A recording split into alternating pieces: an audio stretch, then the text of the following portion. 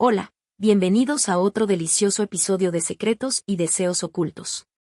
Soy tu cómplice en estas aventuras prohibidas. ¿Eres nuevo por aquí, cariño? No seas tímido, suscríbete, te prometo que no te arrepentirás. Y a todos ustedes, mis fieles seguidores, gracias por su apoyo. Me encanta complacerlos con más y más historias jugosas. Ahora, pónganse muy cómodos. La historia de hoy. Oh. Es tan escandalosa que me sonrojo solo de pensarla. ¿Listos para que les susurre al oído? Vamos allá. ¿Alguna vez has sentido que tu corazón late tan fuerte que parece que va a salirse de tu pecho? Así me sentía yo cada vez que veía a los hermanos de mi esposo. Sí, has oído bien, los hermanos, en plural. Esta es la historia de cómo mi vida dio un giro inesperado y terminé envuelta en el triángulo amoroso más extraño que te puedas imaginar. Una historia de deseo, engaño y consecuencias que cambiaron mi vida para siempre. Me llamo Sara y hace 5 años me casé con el que creía que era el amor de mi vida, Carlos. Nos conocimos en la universidad, yo estudiaba psicología y él, ingeniería. Fue un flechazo instantáneo. Carlos era todo lo que siempre había soñado, inteligente, divertido y con una sonrisa que iluminaba la habitación. Después de 3 años de noviazgo, me propuso matrimonio en la Torre Eiffel durante unas vacaciones en París. Fue mágico, romántico, perfecto. Nuestra boda fue como un cuento de hadas, vestido blanco, iglesia llena de flores, una recepción con más de 200 invitados. Todo era perfecto, hasta que conocí a sus hermanos gemelos, Javier y Jorge. Cuando los vi por primera vez, sentí como si el tiempo se detuviera. Eran idénticos a Carlos, pero había algo en ellos que me atraía de una manera que no podía explicar. Quizás era lo prohibido, o tal vez la emoción de no saber con cuál de los tres estaba hablando en las reuniones familiares. Sea como fuere, ese día plantó una semilla en mi mente que pronto crecería hasta convertirse en una jungla de secretos. Los primeros meses de matrimonio fueron maravillosos. Carlos y yo éramos la pareja perfecta. Compramos una casa en las afueras de la ciudad, adoptamos un perro y comenzamos a planear tener hijos. Pero, a medida que pasaba el tiempo, empecé a notar pequeñas cosas que antes pasaba por alto. Carlos trabajaba hasta tarde, viajaba mucho por negocios y, cuando estaba en casa, parecía distante. Fue en ese momento cuando Javier entró en escena. Vino a visitarnos un fin de semana en que Carlos estaba fuera de la ciudad. Me invitó a tomar un café. Solo para charlar, dijo. Acepté, pensando que sería una buena oportunidad para conocer mejor a mi cuñado. El café se convirtió en una caminata por el parque, la caminata en una cena y, antes de darme cuenta, estábamos besándonos en el porche de mi casa. Me sentía culpable, pero la adrenalina era adictiva. La forma en que Javier me miraba, como me hacía sentir deseada y apreciada, era algo que hacía tiempo que no experimentaba con Carlos. Pensé que sería solo una vez, que podría olvidarlo y seguir con mi vida. Pero me equivoqué.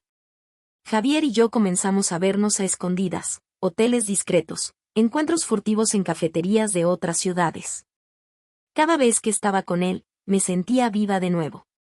Pero entonces llegó Jorge.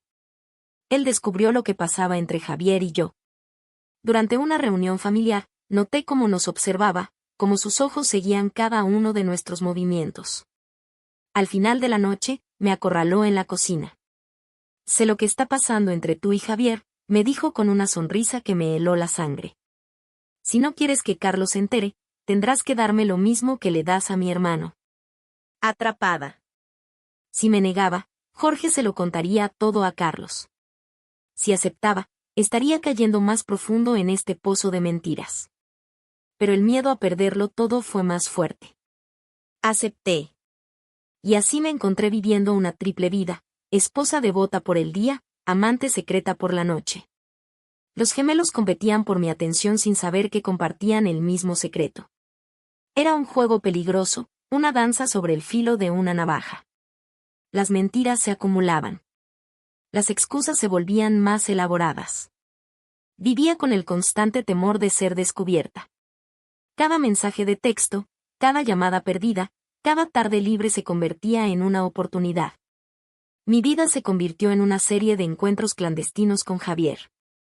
Era pasión desenfrenada, promesas susurradas. Con Jorge era más un juego de poder, encuentros rápidos.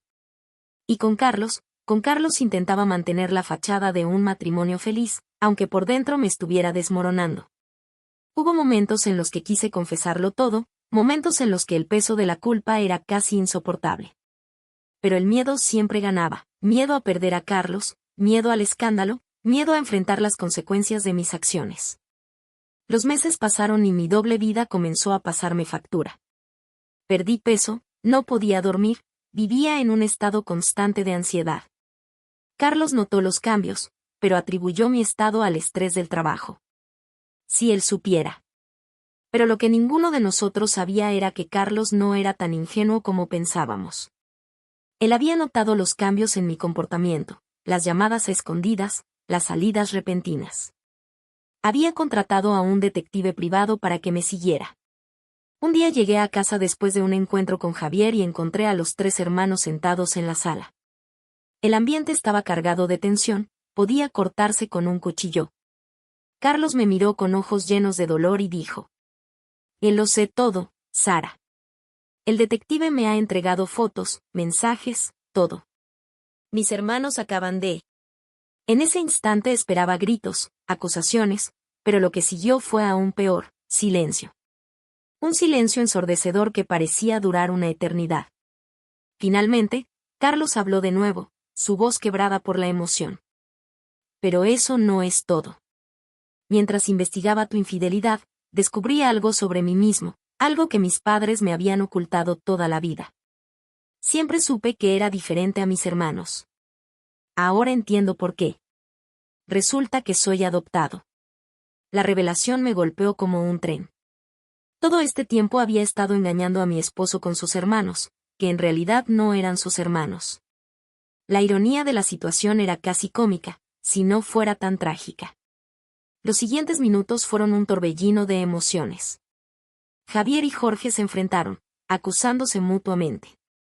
Pero en medio del caos, entendí algo más valioso, una lección que cambiaría el curso de mi vida. Los meses siguientes fueron un infierno. Me mudé a otra ciudad, cambié de trabajo, intenté reconstruir mi vida desde cero. Fue un proceso doloroso, lleno de noches de insomnio y días de arrepentimiento. Pero poco a poco comencé a sanar. 5 años han pasado desde aquella noche fatídica. Hoy puedo decir que he reconstruido mi vida.